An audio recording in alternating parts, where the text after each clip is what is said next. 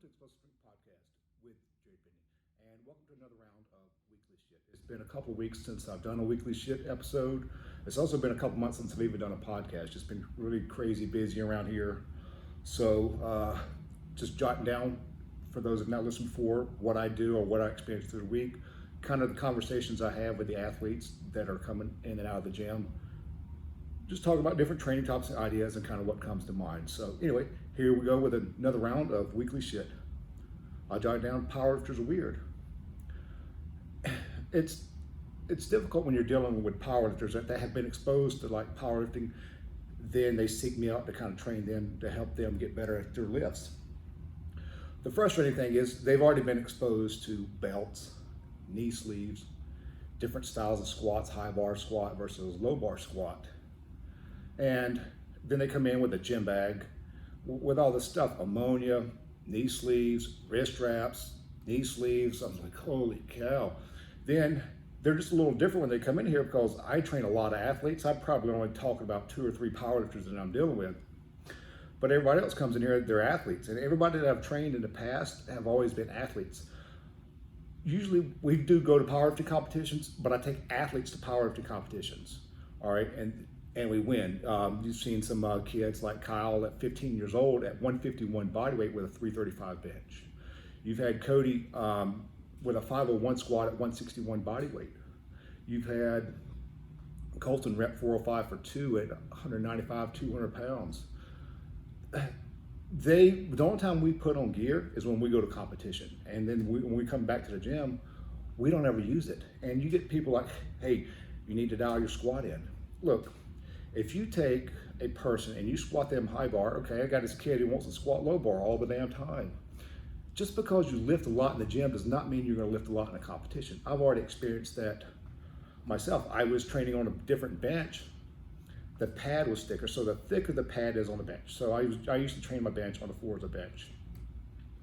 And it had thick pad, and you got the Thompson fat pad. You got all these different style wider benches for people with shoulder blades. Oh, it bothers my shoulder blades, or this or that. You know, you got different style of benches. And so anyway, I was training my bench on the floor of the bench. When you train it on a thicker padded bench, you're able to hold the arch in your bench press technique a little bit better. So okay, I was doing 405 for sets of 3 in here in the gym on the Forza. Well, I was gonna open up, since I was doing it for 3, I was gonna open up at 396 or 402. In the warm-up room, as I was warming up, they had the same benches in the warm-up room as we were gonna lift in at the competition. So I got the bar hanging up to me, I said, damn, this is a lot heavier. And I noticed as I got my arch and I kind of dug it to the bench to get my chest up, my chest fell about an inch or so. And I was like, damn, this is a lot heavier. And so I said, as I was warming up, the weight just felt horrible, you know, but I was training on a Forza bench, which is a thick pad, and then I go to competition, which most of the time we lift on the ER rack, and the pad was real thin, and you couldn't really hold your arch as much because the pad was thinner. I was like, damn, every time the spotter lifted me out for my warm-up, my arch fell. So I went and changed my opener. Before my first attempt, I started off with a 355. Okay, you got that. Well, coming out of that competition, I only benched 376, and I was pissed because I had people try to come watch me because they knew that I could bench pretty good. And I was expecting to get 430, 440 or somewhere in that range at around 215 pounds, 210 pound body weight. And I came out with a 376 bench. I was so frustrated. And so I came back to gym. I still continue to train on the Forza. And all right, now I'm able to I make sure my butt was down. I made sure I tried to make it harder. And so I go to the competition. Next time I came out, I still came out sub 400. I came out with a 396 bench. I was like, damn. So after that competition, what I did is I walked over to the ER rack. I took an ink pen and I just inked as much ink in my leg as I could so it wouldn't wash off by the time I got home or wear off. So it allowed me to get back to the gym the next day. And I walked around my gym. I walked around every bench, every rack, Forza. And so I found this one bench that I had that the University of Memphis gave me. Slick, no gripper pad on it, fairly thin. And And I found these, I don't know how I came up with it, but the ink mark on my leg was not quite right with that rack. And so what I did was, I've got mats, and so I put a 1/2 inch mat down on each side. By the time I put that, then the bench height was the same height as the ones that are in competition. With the exception, you can't dig into this bench. You can dig into a competition bench now better than you can the bench that I actually train a bench on. So actually, I've had people call it evil bench. Jared, that bench sucks. Why do you do that? Well, I'm trying to train my bench and bench in the hardest possible manner in order so that when I go to competition, that ER bench is now easier than my gym bench, which I was training on a bench that was easier in the gym than it was in competition. So I kept getting screwed up. So I had to swallow my pride because I was doing 365 for reps and everything else. And I came back down. I think I started off my bench training around 285. I was trying to hold my arch. Behind my shoulder blades are cramped, trying to hold the arch and the thinner padded bench. And so I trained and got ready for the next competition. Going to the next competition, I came out with a 430 bench at 209 body weight. So for the first time, I was doing less weight in the gym and more weight in competition because that ER bench now felt a lot better. I could hold my arch. It had a gripper pad. It was actually a little bit thicker than the back bench that I trained on. And so I've trained other people on that bench. And for the first time, because I had Kyle, as we was trying to get him, he was in the 145 range, was getting him above 300 pounds in the bench. He would want to train on another bench, and we would always go to competition. We'd always come out slightly less than what we were doing in the gym. And so I put him on the bench. So then for the first time, he actually lifted more in the competition than he did in the gym.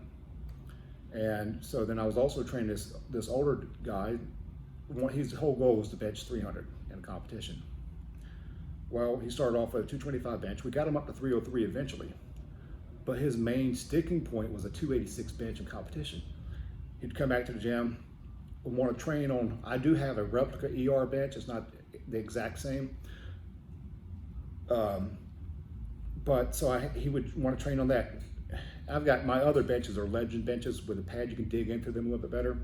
But I wanted to make my bench and training hard as possible, so no matter what type of situation, what type of crappy bench I benched on in competition, I was going to do better there because there's nothing harder than this bench in here. And so this bench does make a big difference. And I would have the guy wanted to bench. He started off on the bench. He missed reps. Well, if you're missing reps in the gym, it allows me to dial in and kind of figure out where you are, as long as you're not training variables like changing your grip width, changing if you're pausing or not. In training, especially if I'm trying to help you, you need to stay consistent with the grip, keep your butt down, and stay consistent whether you're going to pause all your reps or not pause all your reps. And so you can't come in here and change your variable like that, then get frustrated that you're training because you're training a variable, and that variable could be the reason you missed the reps. And as I'm programming you and progressing you to the next level, if those variables change, I don't know what it is. So anyway, the older guy, he'd start off on the bench, then he'd switch to another bench because he didn't like benching on the eagle bench because he'd miss his reps. And it was harder. And he was thinking just because he felt like he was not getting stronger at the gym because he was missing his reps. So he goes over to another bench and with the same weight can make his reps. And so I said, no, let's go back over here and let's stay on this. No, that's the evil bench. I'm not going to bench on it. Well, go to competition, came out with a 286 bench again. So for the second time, we left competition with a 286 bench. Bench did not go up, although he was getting better reps at the gym. And I told him, look, he said, all right, I'm done. He said, I want to bench 300. I said, well, if you do this, you'll bench 300. So we came to the gym, we trained again, signed up for another competition, trained on the evil bench, the thinner padded bench. And go to competition. Next competition, he finally gets the 303 bench. So what I'm trying to tell you is these powerlifters, they think they got to have these knee sleeves. You don't have to. Look, my athletes don't even know what knee sleeves are. I don't even have belts in the gym. They didn't, like I was talking to powerlifters in here the other day, and I was telling them, don't low bar squat. The athlete turns around, Jerry, what's a low bar squat? And they start asking all these questions. Well, these powerlifters, they see these people on Instagram. They see these powerlifters training like powerlifters. Look, my athletes are stronger than most of the powerlifters. When you're training to get stronger. If you're using a belt, if you're lowering the bar, if you're trying to change your mechanical advantage to lift more weight, don't necessarily mean you're stronger just because you lift more weight if you change the mechanical advantage of how you lift it. And so I like to train in the hardest possible manner. And the powerlifters will complain, Jared, my elbow hurts. Well, shit, you're low bar squatting. I told you, and we've already done this before in another episode. When you do a low bar squat, it's going to put more strain on your wrist and your elbow. And here at the gym, I try to have my athletes bench 2 or 3 days a week, squat 2 or 3 days a week. Well, if you squat the day before you bench and your elbows and your wrists are taking a beating because you want to squat more in the gym, you're not really helping yourself because you're actually holding your bench back. I had a guy that was benching, he was doing 275 for sets of 5. And after a couple of weeks, he's only getting 2 reps with it. I said, how in the hell are we working out and you're getting weaker? That doesn't make any sense. Well, Jared, my elbows hurt. Well, you're low bar squatting. I know. It feels good to me. Like I said before, I don't give a shit if it feels good or not. Only care that we get better. I got kids that cry all the time. I don't care. All I care is if they get better. Ain't gonna hurt my feelings. And so what I did is I took him, so instead of putting him on a regular straight bar for squatting shit, I put him on a safety squat bar. That way his hands are in front of him. That way no stress at all on the wrist or elbows. And damn, his bench started going back up. And I said, a few pounds on your squat and the gym during training, and just because you're lifting heavier don't mean you're stronger. Just because you lift more weight in the gym does not necessarily mean that you're stronger. I said, if you train high bar squat and it goes up, it will have a transfer to your low bar squat, but without the ill effect of beating up your elbows and your wrists for your bench. So you may be squatting more weight in the gym, but yet you're holding your bench back 30 pounds. We went to a competition one time, and they said, Jared, what do y'all do for your bench? How come y'all bench so much? Because we are pretty good benchers here. And shit, I said, I don't know, we bench. And we do pause bench a lot, and we do training, we do frequent benching 2 to 3 days a week. We don't do a lot of shoulder work. We don't do a lot of military press. Military press is gonna work the deltoids a lot more. And if I'm trying to make a kid's triceps stronger to override, naturally your shoulders are stronger than your triceps. So if I'm trying to get someone's triceps to override the shoulders and I'm doing some type of military pressing or shoulder work, I may not ever get that goal of having that tricep override that delt. So, and I'm trying to just tell these guys, look, if you train your high bar, it's going to transfer over to your low bar squat without the effects. And so if you, but they're so worried. I got to do low bar. Like I got this girl that she trains here, but she also trains remotely because she's in med school, and she trains at a primarily powerlifting gym. And they're all time harassing her. Hey, low bar squat. Hey, you need to do this. You need to worry about this. They're spending so much damn time worried about low bar, worried about technique. And a lot of the time these powerlifters, they just want to drill technique. They spend so much time working about technique and not enough time getting damn stronger. Sometimes you gotta lift heavy enough to where you're missing your reps so we can figure out where your weak points are. If everything's perfect and you're having a lighter weight and you got perfect technique, where's the strain, stress, and stimulus to get better? There's none. And so the powerlifters are too worried. They've already been exposed to the belt, the knee sleeves, the powerlifting community shit. Spend time getting stronger and quit trying to overanalyze and worry about and think too much. The powerlifters think too damn much. Oh, I gotta have my belt. Oh, Jared, you got any? Like I had this guy. He said, Jared, do you mind if I use baby powder? I just looked at him. He started laughing because he knew the answer. No, in the gym, training's supposed to be harder. So if it's sticking on your damn leg, grind through it, pull it out. You know, we are not trying to make the gym training easier.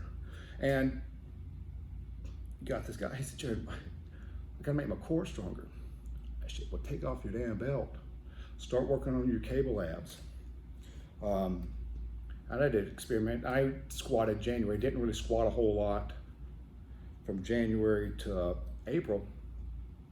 And I still squatted, I moved on a pause squat, 315 at 0.66 meters per second on the safety squat bar, so I don't know, it's really 330.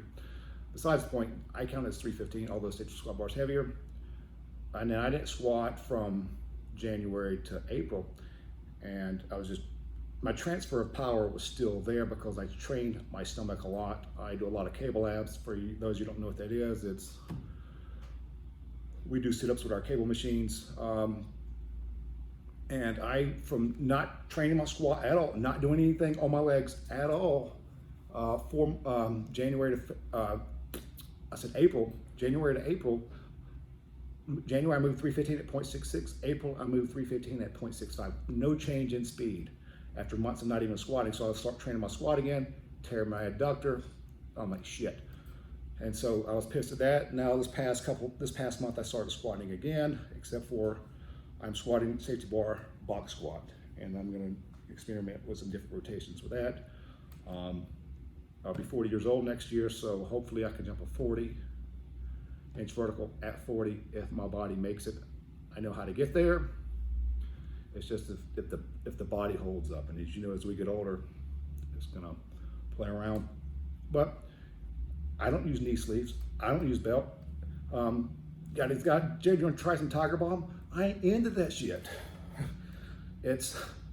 No, leave all that stuff at the door. Look, if you're gonna go to a competition, train. If you squat 3 reps with 500 in the gym, you can open up with it. You put the belt on, it's gonna be less strain for your opener. Bam, it's clean, over and done with. You'll see these powerlifters, they'll get in, they'll bomb out because they're opening up too heavy. They're training with the belt, they're training with knee sleeves, they're training with all this bullshit on in training. And so they're at the tipping point, bad day, good day. You know, if a bad day, I just weaker that day and they're training with the gear and their opener's kind of tight, they got a good shot to miss it. Well, if I'm training without a belt and I put a belt on, I'm gonna have a 5% increase in strength. So I ain't worried about that. So what I'm trying to say is powerlifters are a little different. They've been exposed to too much stuff and they think too damn much. And if they would just spend time getting stronger, not worrying about how much weight they're lifting in the gym, you'd probably see a lot of them get a lot better instead of worrying about this or that and all this other BS stuff. I need my knees. Shit, I'm older than the kids that are powerlifters. I don't use knee sleeves. I don't even complain about my damn knees hurting. You don't need knee sleeves. It's a freaking mental breakdown, mental weakness, mental. That's all it is from that thinking too much. All right, and the difference between like me training versus the kids training in here, if I tell them we're gonna do tricep press downs, they're over there just doing tricep press downs. They're not training the triceps during the tricep press downs. They're doing the actions to try to get through the damn movement. And when I'm doing my triceps, on my tricep press downs, I'm pressing, holding, trying to flex the tricep at the bottom. And I may come up, I may do a slower eccentric phase, a hard contraction. I may pause in between each rep instead of just knocking them out. I don't use momentum. I try to take the momentum out of the start of every press down. And the kids over there just kind of swinging the weights and just doing this and doing that. And Jared, why do I have to do this? What? And so they'll try to get through the accessories and shit as quickly as possible when it's not really about that. Years ago, I was scared if I skipped anything that I was not going to get stronger. And the kids nowadays don't have that fear. They're just, do I have to do this? Why? Hey, did you do your press downs today? Hey, did you do your dumbbell jumps? Hey, did you do your cable abs? That's the shit they skip. That's the stuff that's going to help them get better. They want their bench to go up. Even when I slack on my tricep press downs, my bench stalls and does not move. And so the better I do on my press downs, the faster my bench improves. So the difference between me and them is when I'm doing my triceps, I'm trying to train them to failure probably about on my last set or two. If I fail on my 3rd or 4th set, I may do set 5. I don't know. I've said before in some other podcast episodes, I hate sets and reps. I'm going after a feeling. If I'm trying to annihilate, kill my triceps, that's what I'm going to do. I'm not going to do high reps with them. I don't do more than 9 reps. And I think I did 2 sets of 9 and 2 sets of 6 the other day. Um, I go for a feeling and I try to tell them, blow your triceps up, strain, go to failure, let that tricep contract. Do your pull-ups, and they're just over there knocking out pull-ups, add weight. Do your dips. I had this kid just knocking them out, add a 45, he's able to do it with a 45-pound plate. And I was like, damn, we do heavy 45 hypers. Jared, can I just use the bar? Well, you're a 450-pound deadlifter. I don't think doing the bar on 45 hyper is going to do you any damn good because it's too damn light. And let's put 25 on there. Oh, damn, it's knocking out 25. Let's put a 45 on each side there. Oh, damn, knocking out the 45s. And just wanting to use the bar. Using the bar is a waste of complete time. It's like sometimes they just want to get away from doing the accessories because it's just kind of boring. They don't understand the benefit of it. Although you can try to tell them as much as you want. So, anyway, train your bench, not just bench. I guess we get back to this little bench subject. Train your bench. Make your bench harder, like I said earlier, in the gym than in, especially if you're going to competition. Don't worry about how much you're lifting in the gym. I've got kids that get their butt off the bench. They get pretty good at using momentum and trying to get the weight up. So what I'll do is I'll take their legs out, no legs, all arm drive. So they'll have their legs straight out on the bench, kind of like you see like old bodybuilding magazines or books or whatever, to where they're coming down, then they're able to touch and press it up. Because they're getting so good at using momentum, when you pause maximum, you're trying to test their bench max as if they were going to a competition. They don't even get it. Like I had a girl was able to do 105 for sets of 3. Competition comes out with a 99 bench. I'm like, it's not important that you lift as much weight in the gym if it does not transfer to whether you're a sport or whether you're powerlifting or whatever. So I take their legs out, boom. Now our bench numbers are matching kind of what we matched or benched in competition. And so that's a way for me to kind of, all right, if they're cheating too much, I mean, if you're playing football, it really don't matter if you're using your hips, your butt comes off the bench or anything. But a football player has to learn how to move mass. They got to learn how to move weight. They got to throw bodies out of the way. They got to get from point A to point B, and it's not always perfect. So when you're training that, it don't have to be as perfect. But if they're going to go to a competition and you want them to get better, you need to pay attention to that stuff. And so then you can train. Then you can throw chains on it. Make it harder. Have it go a month with 1 chain on each side. The next month, go with 2 chains on each side, and kind of roll through about it that way. I don't really know where I was going to go with that. I wrote that earlier last week, and so make your bench harder. Like I said earlier, train your bench, and to train your bench, do different things, and don't freaking switch up every workout. If you're going to do your legs out straight, do your legs out straight for a month. Get a result out of it, then move on to the next. And I had this, let's move on to the next thing, power versus efficiency. And we're talking about running a 40-yard dash here. We're not talking about track running. You know, this kid messaged me the other day, Jared, what do you think about running efficiency versus running power? Well, if you're running a 40-yard dash, power is more important than efficiency. If you are running a mile, efficiency will be more important than power. Just like we could put a Prius on the start line and a Porsche on the start line, and if we have to go 60 yards, 100 yards, the Porsche is going to win. It may burn more gas. But if we're going to go from here to California, guess what car is going to be more efficient? Would be the Prius. So if you're an athlete, if you're playing football, if you're playing baseball,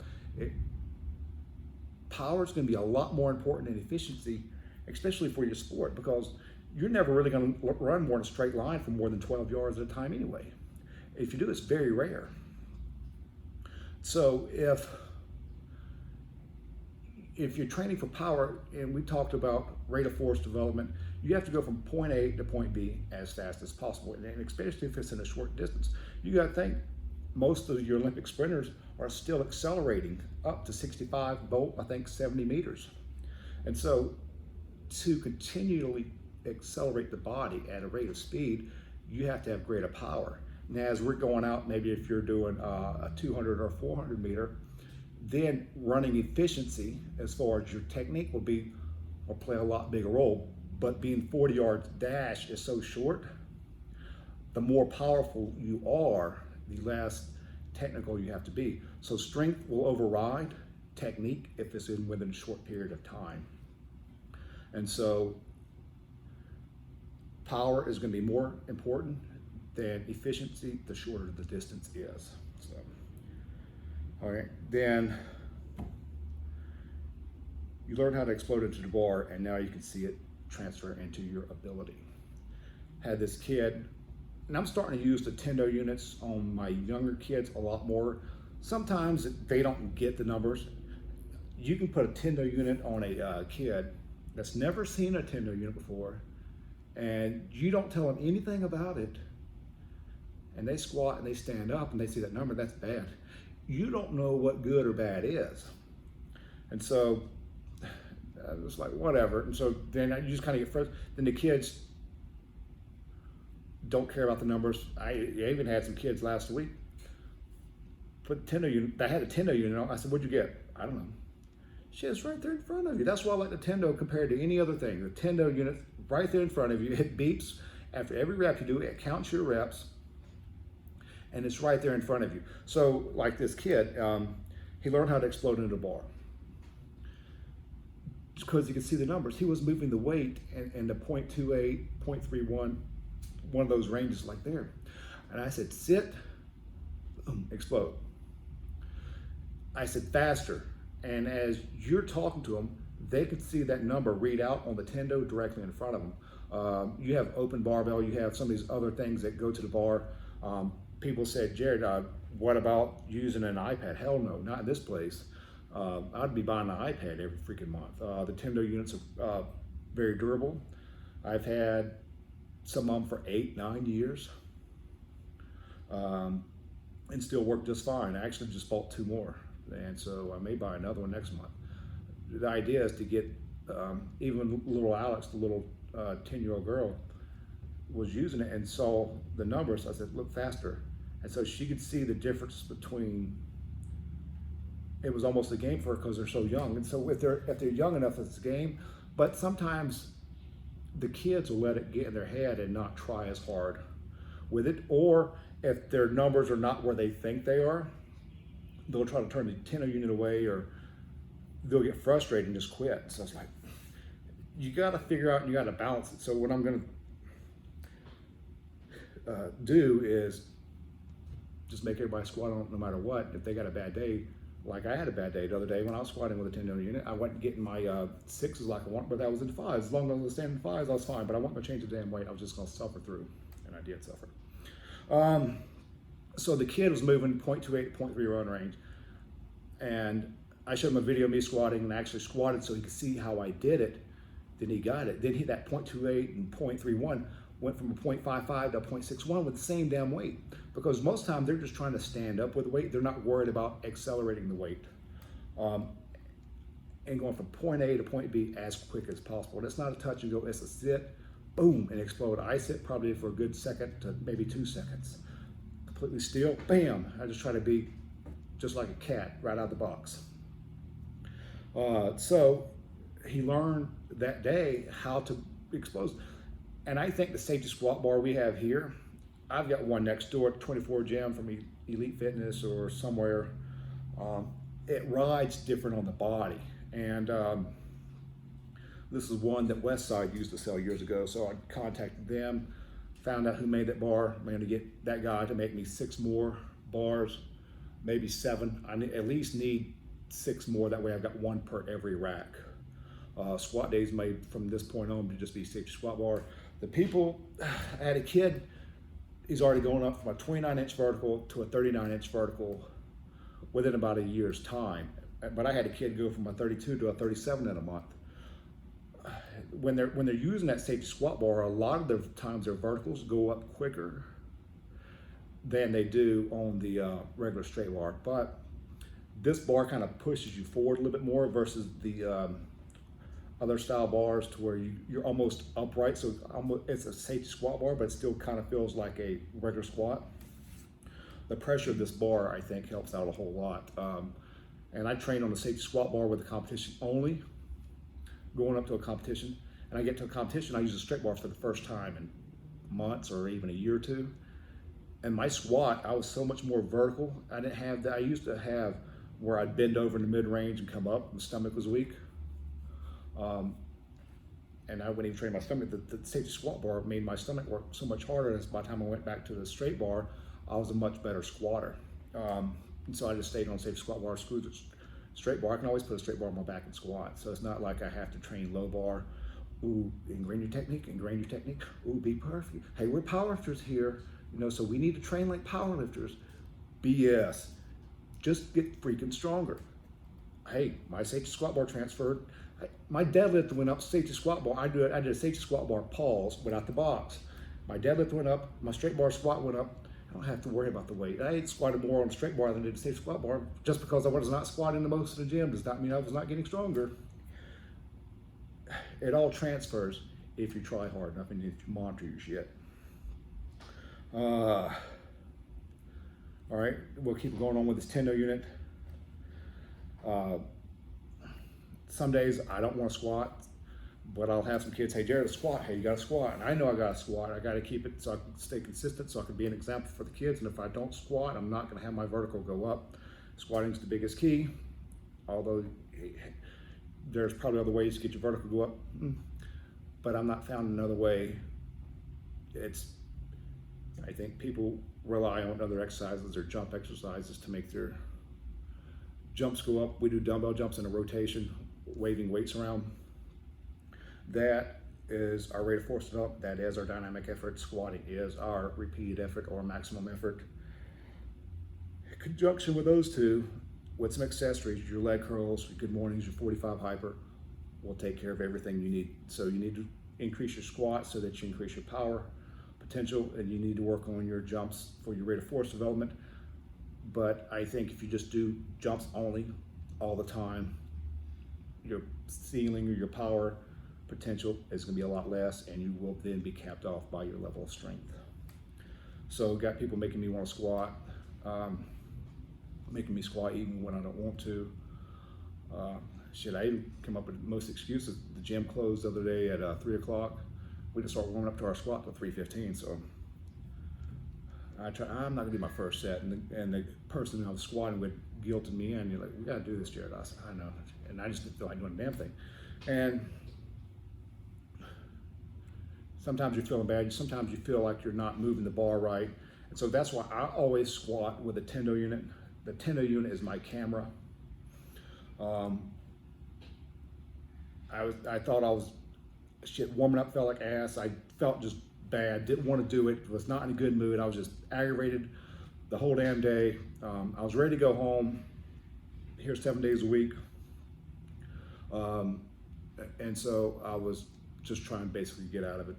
But like I said, I always squat with a tendo unit, and I use the tendo as my camera.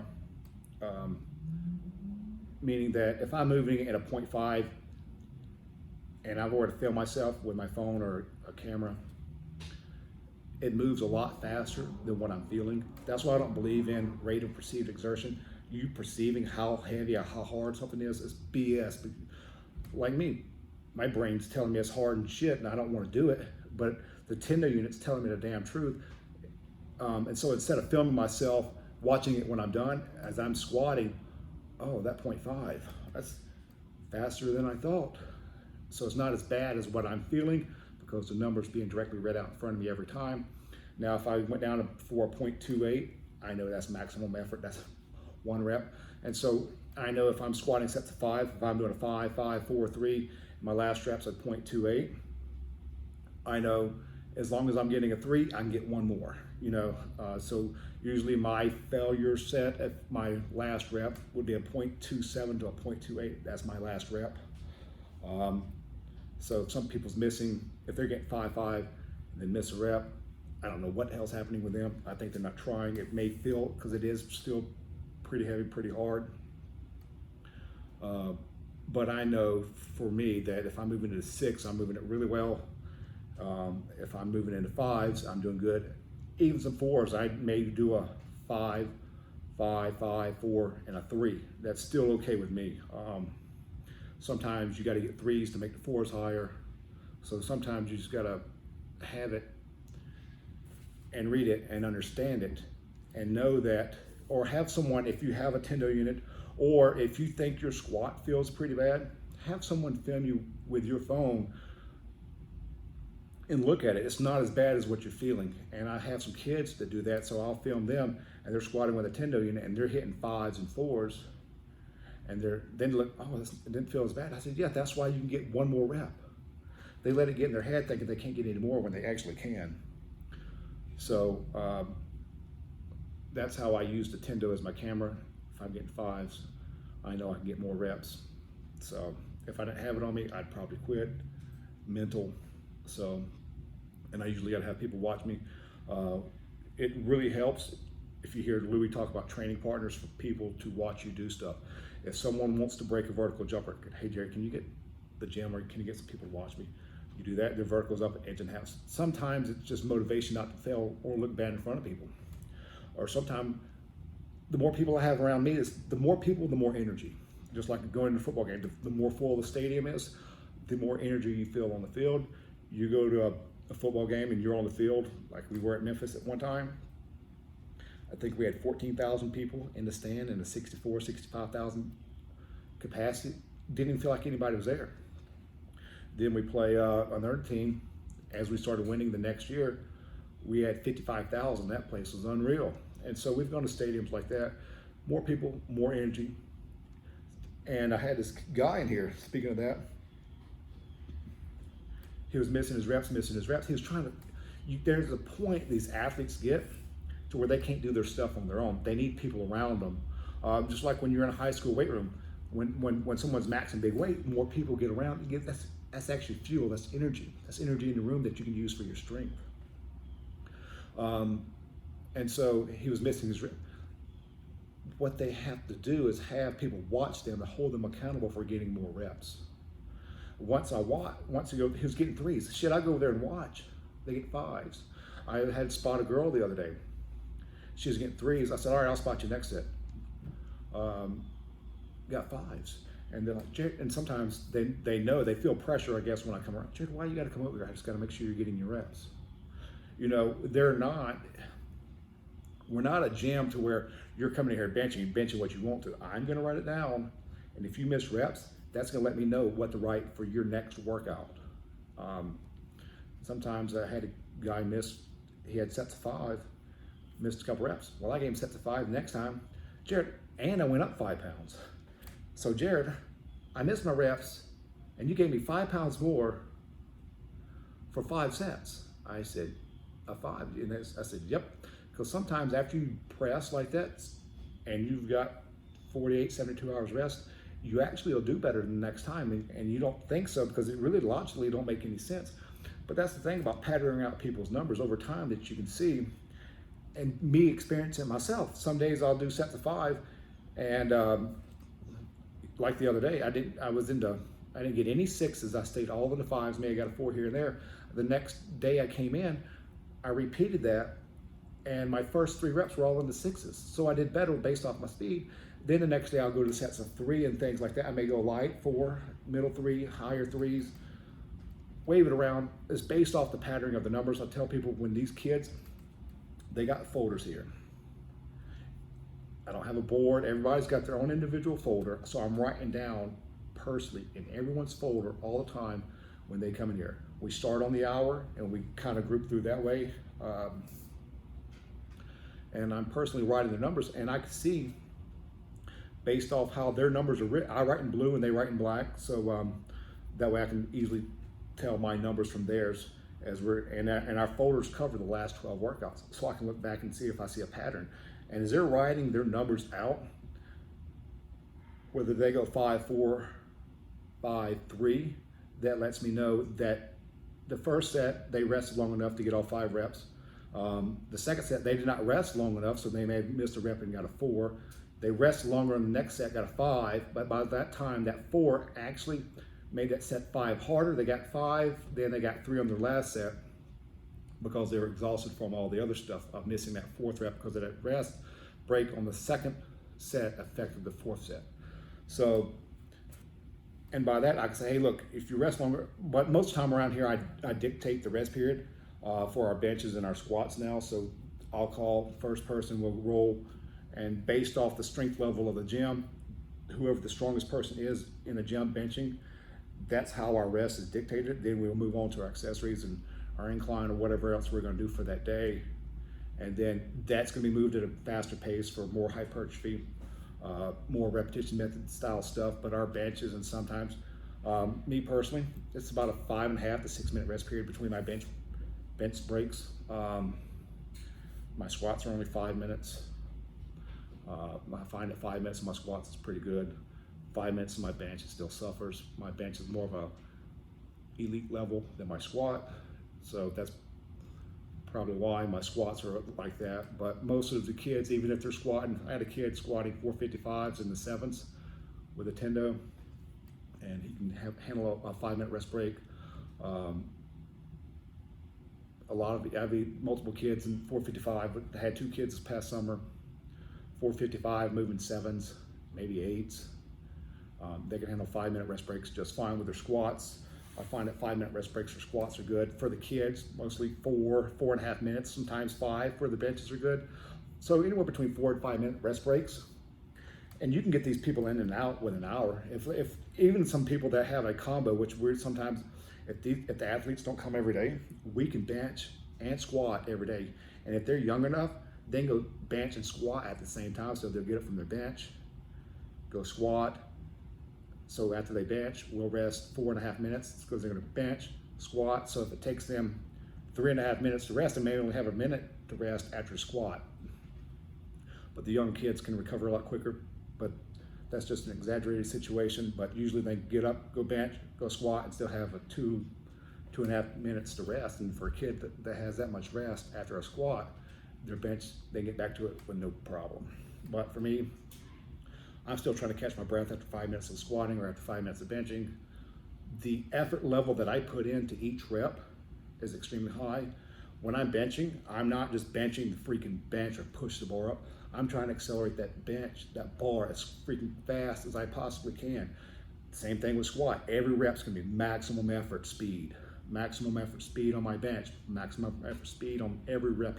I am maximizing every rep that I get maximum speed. So I'm just not getting through the reps, just not doing it. And after I get done squatting, if I got sets 5, even if it's sets 3, I'm gonna sit there for a second and get up and move on. I'm exhausted. I'm trying to exhaust myself. I'm trying to change myself. I'm trying to get better. I'm not just trying to get through the work. Even when I don't want to do it, I'm not just gonna lay down and half-ass do it. I'm still gonna do it to my fullest ability, my fullest potential. So hopefully I can keep on this weekly shit and not get too sidetracked with all the busyness going on. This Corona crap has not affected me too much. Didn't shut down. I kind of roll, you know, I'm not governed by anybody but myself and maybe the city, but who cares about that? I don't use anything as an excuse not to do anything for that.